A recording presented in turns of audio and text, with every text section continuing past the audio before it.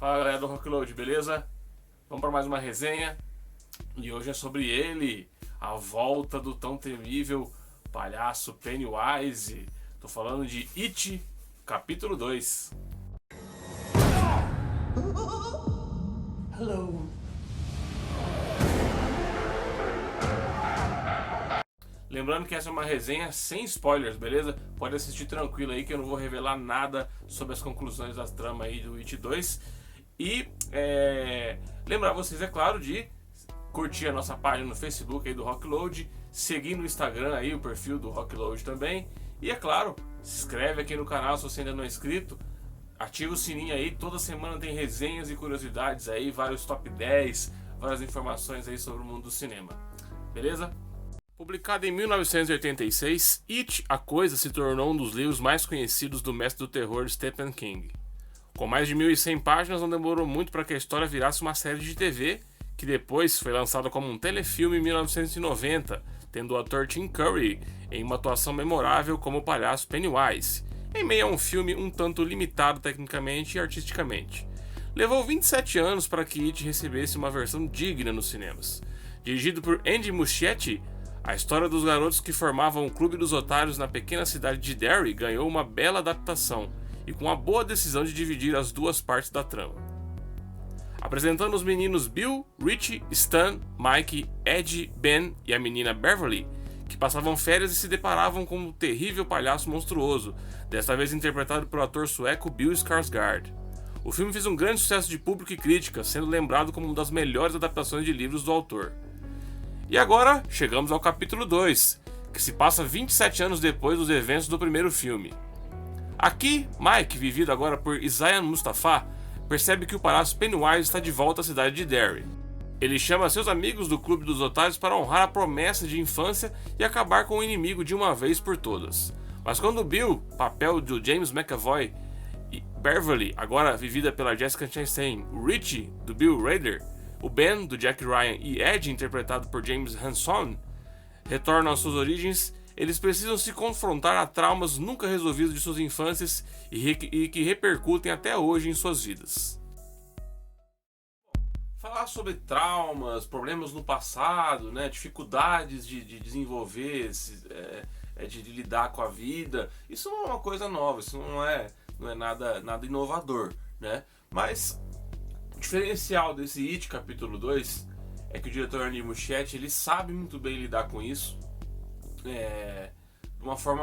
de uma forma bastante ágil, na minha visão, e uma forma respeitosa, e levando em conta que todos os personagens em cena são reais. Isso eu acho mais interessante. Vai falar, de novo vai falar esse negócio de desenvolvimento de personagem, mas isso é importante pra caramba, porque sem isso você nunca vai se identificar e nunca o terror vai chegar até você, porque você não vai sentir que esses personagens estão realmente ameaçados e nem se importar com eles. E a grande a melhor notícia sobre essa sequência do sucesso lá de 2017 é que os 7 personagens novamente são bem explorados. Os 7 integrantes aí do Clube dos Otários, né? É novamente muito bem explorado na sua fase adulta e na fase adolescente, porque o filme mescla vários momentos, várias situações que não apareceram lá no primeiro filme e que dão um sentido aí pro andamento da vida desses personagens, né? Tudo bem, a gente sabe que isso já vem do livro do Stephen King, mas o cuidado que o Muschietti aplica em todos eles é muito legal, porque não fica assim, tipo um personagem mais aparecendo mais e o outro menos. Não, todos eles têm colocações. O Mike, por exemplo, do Isaiah Mustafa, que na minha opinião a versão adolescente dele não era tão explorada no outro filme, nesse aqui ele aparece mais, né? Inclusive é ele que, como eu expliquei na sinopse aí, ele é o que praticamente desencadeia aí a reunião do grupo novamente, né? Mostra um total cuidado assim, emocional em conceber os personagens e lidar ainda com os temas, com as mensagens contra a sociedade no geral. Porque o filme anterior falava um pouco assim, dava uma leve uma leve crítica ao medo das pessoas pelo terrorismo, né? Esse aqui ele já parte de medos que são mais íntimos, talvez, né? Ou problemas que a sociedade enfrenta aí com relação ao racismo, com relação à homofobia. Tanto que um primeiro momento do filme é uma cena que eu acho até corajosa, uma produção mainstream, né, de Hollywood, que é retratar um acontecimento homofóbico ali e mostrar o problema dessa questão do preconceito aí na população. A cidade de Derry, ela obviamente é uma representação, né, de uma sociedade assim preconceituosa, ignorante, abusiva, né? Principalmente quando a gente lida aí, por exemplo, com a personalidade que a gente tem, que é a Beverly, né? A versão adulta da Beverly, mesclando com a Sophia Lillis ainda, a excelente Sophia Lillis também. As duas estão ótimas no papel, né? Esse papel serve claramente para mostrar a questão do abuso, né? Da figura, inclusive até do pai dela. Ainda nessa questão de desenvolvimento dos personagens, o legal é que cada um, tudo bem, isso é do livro, é lógico, mas o filme expressa bem, é a construção de personalidade ali, você imaginar cada personagem que você via no filme anterior, na sua versão adolescente, você vê que é completamente verossímil a forma como ele evoluiu na vida, né? Seja até o comportamento ali, o modo como eles se conversam, né? Se expressam, e é claro, de como chegou a vida dele. Então nesse ponto aí o filme vai falar sobre medos, né? De todos os personagens. A questão é o medo deles, né? São coisas que atrapalhavam ali ao desenvolvimento emocional de todos eles. E isso eu acho que é muito bom em todos os personagens. E as atuações realmente são ótimas. Eu não consigo lembrar de nenhum ator aí que está fazendo uma composição ruim. Eu acho, o único problema em questão de atuação, mas também não é tanto culpa do ator, eu acho que é uma questão do roteiro, com relação ao Henry Bowers, né, que é aquele amigo, amigo não, né, rival, né, do Clube dos Otários lá no filme anterior. Ele é vivido agora na versão adulta pelo Titi Grant, e uma composição, né, que tem muito daquela coisa de loucura, obsessão, né, do Stephen King, mas a função do personagem na trama é quase nula. Você pensa assim, se você tirar ele, não faz muito efeito. Isso aí prejudica o filme. Há algumas coisas, infelizmente, no decorrer do longa, que são tanto repetitivas.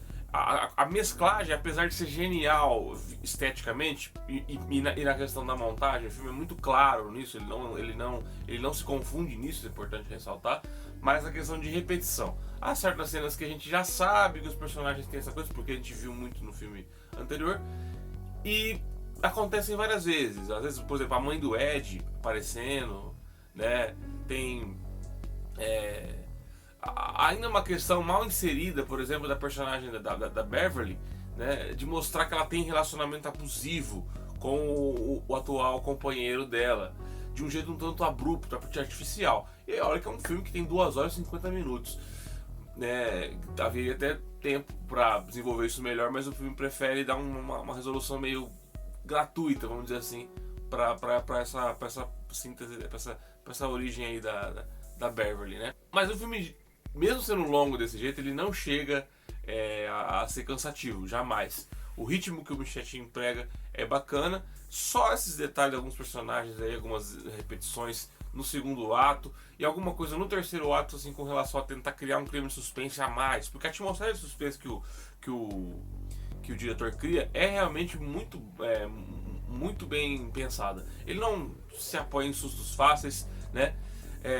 O que deixa um pouquinho de algumas soluções, assim, querendo fazer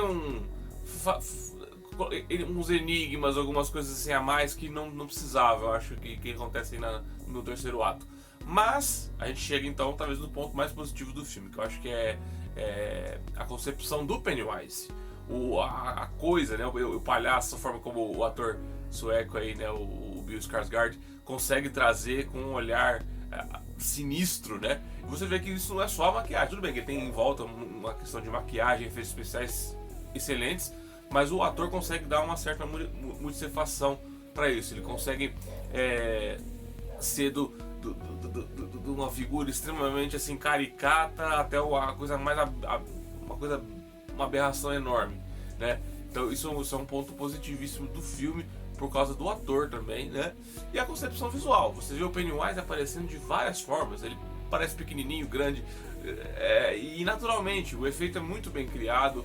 É uma mistura de efeitos práticos com efeitos digitais que ficou bem feita mesmo, né? O mesmo pode se falar para a fotografia do filme, que eu acho bastante expressiva, a paleta de cores, não há medo aí de explorar, não há questão de colocar filtro escuro só, né? Os efeitos são muito bem criados, os monstros também aparentam, né? Sempre tem uma relação com o passado dos personagens, ficou muito legal. Então, é isso, pessoal. O It capítulo 2 é um grande filme de terror, eu acho que mantém o nível. Quem gostou do filme original, com certeza vai gostar. Talvez quem não vai gostar é porque não é essa pegada, vamos dizer assim, como se diz, de um terrorzão que só tá preocupado em dar susto, mostrar sangue. Não, ele tem uma preocupação extrema com os personagens. É bom destacar aí o James McAvoy, né, vivendo o Bill, os tracejos lá que vinham da versão adolescente do filme, passando para isso.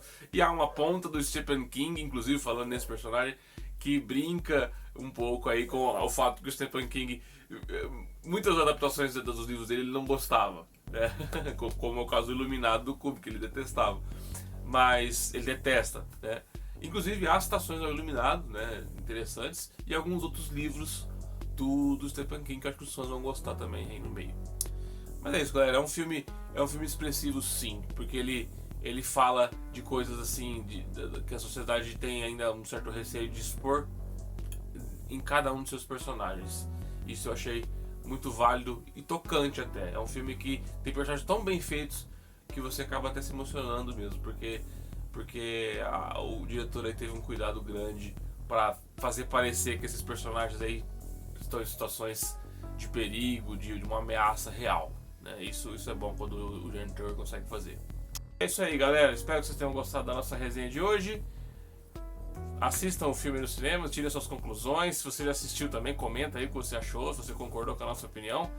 E até mais. E não deixem, é claro, curtir a nossa página no Facebook aí do Rockload, seguir o Instagram aí, nosso perfil oficial no Instagram. E é claro, se inscrever se ainda você não é inscrito aqui no canal do YouTube. E ativar o sininho aí, porque tem bastante vídeo pra você toda semana. Valeu, galera. Até mais.